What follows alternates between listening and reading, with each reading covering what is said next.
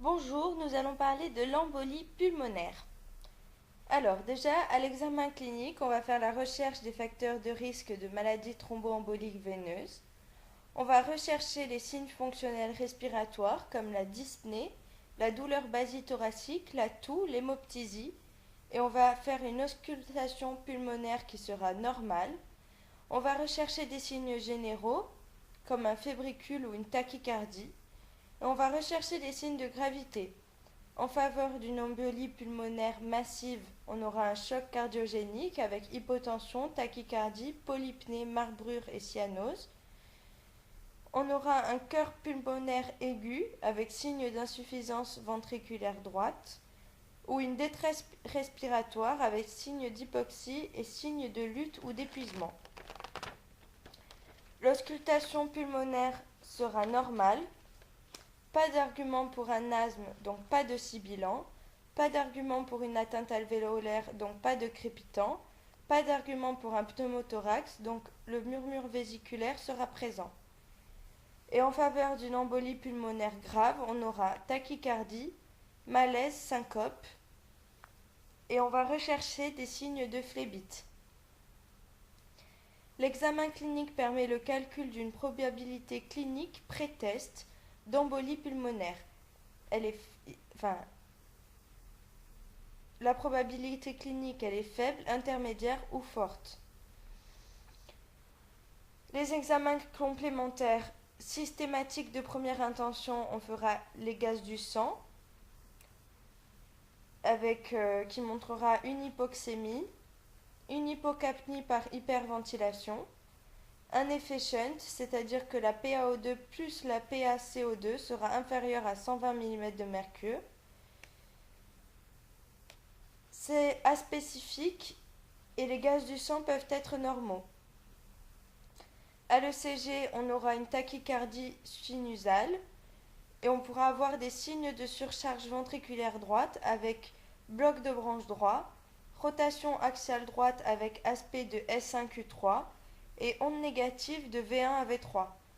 L'ECG peut être normal.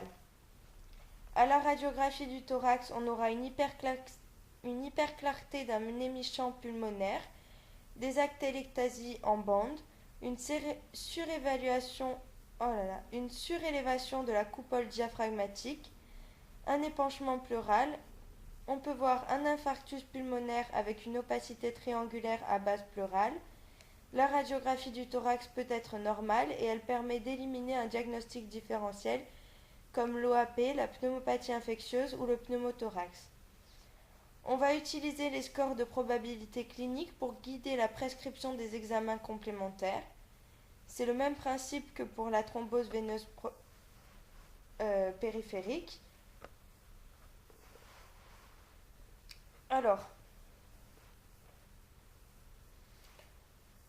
on a le score de Genève qui est modifié et simplifié. Avec l'âge supérieur à 65 ans, c'est 1 point. Antécédent de maladie thromboembolique veineuse, c'est 1 point. Chirurgie ou fracture il y a moins d'un mois, c'est 1 point. Cancer actif, c'est 1 point. Douleur spontanée d'un membre inférieur, c'est 1 point. Signe clinique de thrombose veineuse, c'est 1 point. Hémoptysie, c'est 1 point. Fréquence cardiaque entre 75 et 94 battements par minute, c'est 1 point. Fréquence cardiaque supérieure ou égale à 95 battements par minute, c'est 2 points. Si on a plus de 5 points ou supérieur ou égal à 5 points, on a une probabilité clinique forte. Si on est entre 2 et 4 points, la probabilité clinique sera intermédiaire. Et si on a moins d'un point ou inférieur ou égal à 1 point, on aura une probabilité clinique faible. En cas de probabilité clinique faible ou intermédiaire, en urgence en décubitus strict, on fera les dédimères qui ont une forte valeur prédictive négative. Ils n'ont de valeur que si négatif et ça élimine le diagnostic. On pourra faire une angio-TDM thoracique, très important, en l'absence de contre-indication, comme l'insuffisance rénale ou l'allergie aux produits de contraste iodé. Et on va rechercher un défect endoluminal. Ça va nous permettre de préciser la topographie, savoir si c'est une embolie pulmonaire proximale bilatérale ou une embolie pulmonaire segmentaire. Et ça va nous permettre de préciser la gravité avec dilatation des cavités droites, du tronc de l'artère pulmonaire, infarctus pulmonaire, reflux des veines hépatiques. On peut faire une scintigraphie de ventilation-perfusion qui a une forte valeur prédictive négative. Sa normalité élimine le diagnostic d'embolie pulmonaire. Elle est intéressante si on a une contre-indication à l'angio-TDM et si la radiographie du thorax est normale ou ininterprétable en cas de pathologie pulmonaire sous-jacente. La scintigraphie de ventilation-perfusion recherche un défect de perfusion non corrélable à un défect de ventilation. Et donc, on peut faire aussi un écho-doppler veineux des membres inférieurs si on a des signes cliniques de phlébite. Et ça confirme le diagnostic d'embolie pulmonaire si on a la présence d'une TVP proximale. En cas de forte probabilité clinique, en urgence et sans retarder l'anticoagulation, en décubitus strict, on ne va pas faire de dédimère. On va faire un angio-TDM en absence de contre-indication et un écho-doppler veineux des membres inférieurs. Ensuite, en cas d'embolie pulmonaire massive avec état de choc cardiogénique par défaillance cardiaque droite, on va faire en urgence au lit du malade une échographie cardiaque Doppler transthoracique qui permet d'éliminer les diagnostics différentiels qui sont la tamponnade, là il n'y a pas d'épanchement péricardique, la dissection aortique et ça contre-indique les anticoagulants.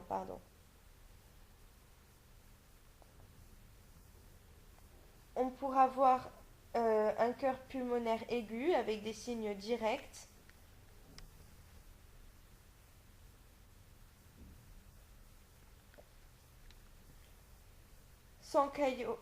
Avec un caillot dans les cavités droites ou le tronc de l'artère pulmonaire. Et on pourra avoir un cœur pulmonaire aigu avec des signes indirects, avec dilatation des cavités droites, hypokinésie du ventricule droit, insuffisance tricuspide importante et septum interventriculaire paradoxal. Il n'y a pas de place pour les dédimères et la scintigraphie pulmonaire dans ce contexte. L'angio-TDM est contre-indiqué chez un patient instable hémodynamiquement. Et on va faire le bilan du retentissement avec un bilan hépatique et rénal, une troponine et des lactates. On va faire un bilan pré-thérapeutique avec NFS, plaquettes, ionogramme sanguin, créatininémie, hémostase et groupe Rhésus.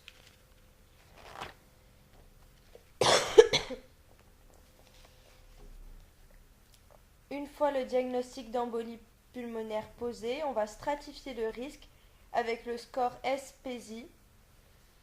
Donc, l'âge supérieur à 80 ans, ça fait plus 1, cancer plus 1, insuffisance cardiaque chronique ou maladie respiratoire chronique plus 1, fréquence cardiaque supérieure à 110 battements par minute plus 1, pression artérielle systolique inférieure à 100 mg de mercure, millimètres de mercure, ça fait plus 1, et saturation en oxygène inférieure à 90%, c'est plus 1.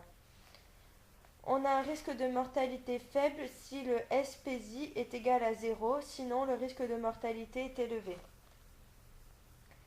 Le traitement. En cas d'embolie pulmonaire bien tolérée, on va faire une hospitalisation en urgence en médecine, un repos au lit strict initialement, une anticoagulation efficace, débuter dès la suspicion diagnostique, donc avant les examens complémentaires, sauf en cas de faible probabilité ou de fort risque hémorragique. Donc l'anticoagulation efficace, on l'a fait par HBPM par voie sous-cutanée. Tinzaparine INOEP 175 UI par kilo une fois par jour, ou enoxaparine Lovenox 100 UI par kilo 2 fois par jour. Et en l'absence de contre-indication, comme l'insuffisance rénale chronique sévère, sinon on donne de l'héparine non fractionnée avec objectif anti-10A entre 0,3 et 0,6. On peut donner des nouveaux anticoagulants oraux avec le rivaroxaban, l'apixaban, le dabigatran et l'édoxaban, ne nécessitant pas de relais et qui sont prescrits d'emblée. L'autre possibilité, c'est le fondaparinux à 7,5 mg si on a un poids entre 50 et 100 kg. Il faut une injection sous-cutanée par jour et pas de thrombopénie immunoallergique avec le fondaparinux, donc pas de contrôle plaquettaire. Chez les patients oncologiques, on ne fait pas de relais par AVK, il faut laisser les patients sous HBPM jusqu'à rémission. Ensuite, on fait donc un relais par AVK à J1 avec fluindiones, Préviscan, ou warfarine coumadine. Avec un objectif INR entre 2 et 3, on fait un arrêt de l'héparine quand l'INR est en zone thérapeutique. Il faut 2 INR à 24 heures d'intervalle. On va éduquer le patient sous AVK et on va lui donner pour une durée de 3 mois si on a une embolie pulmonaire avec facteur déclenchant retrouvé ou 6 mois en l'absence de facteur déclenchant. On va leur donner aussi au long cours si on a un SAPL ou un déficit en AT3. Il faut discuter en fonction du rapport bénéfice-risque dans les autres thrombophilies et en cas de récidive, il faut discuter le relais par AVK. Et on va donner des antalgiques si on a une douleur, une oxygénothérapie pour une saturation supérieure à 95%, des bas de contention et un lever précoce après 24 heures d'anticoagulation efficace avec contention élastique. On va surveiller l'efficacité et la tolérance. L'efficacité par des signes de phlébite et d'embolie pulmonaire et la tolérance par des signes hémorragiques, la NFS plaquette à la recherche d'une thrombopénie immunoallergique et l'INR. En cas d'embolie pulmonaire massive, on va faire une hospitalisation en urgence en réanimation. Le pronostic vital est engagé. On va faire une mise en condition avec repos au lit, 2 voies veineuses périphériques, un monitorage cardio-tensionnel. On va faire un traitement symptomatique avec oxygénothérapie, voire une intubation orotrachéale pour une ventilation mécanique, un remplissage vasculaire prudent, et on va donner des inotropes positifs avec de la dobutamine IVSE. On va faire une thrombolyse en l'absence de contre-indication si on a un choc cardiogénique. Et on va donner une anticoagulation efficace par héparine en relais de la thrombolyse par HNF 500 UI par kilo par 24 heures IVSE.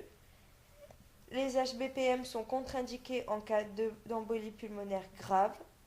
Et l'objectif du TCA est entre 2 et 3 ou activité anti-10A entre 0,3 et 0,6. On fait un relais par AVK retardé après 48 heures. On donne des pads de contention et on surveille. Les complications de l'embolie pulmonaire, ça peut être le décès, la récidive, l'infarctus pulmonaire avec douleur et toux d'allure pleurale, hémoptysie de faible abondance, opacité triangulaire à base pleurale à la radiographie ou au scanner thoracique, et en général une évolution simple vers la guérison.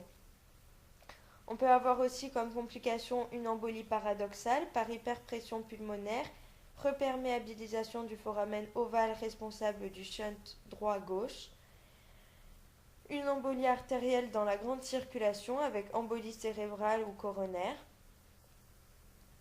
On peut avoir des complications iatrogènes avec un risque hémorragique des anticoagulants, une thrombopénie immunoallergique à l'héparine. Et on peut avoir un cœur pulmonaire chronique post-embolique avec dyspnée d'effort puis de repos et signe d'insuffisance ventriculaire droite. À l'ETT, on pourra avoir une HTAP.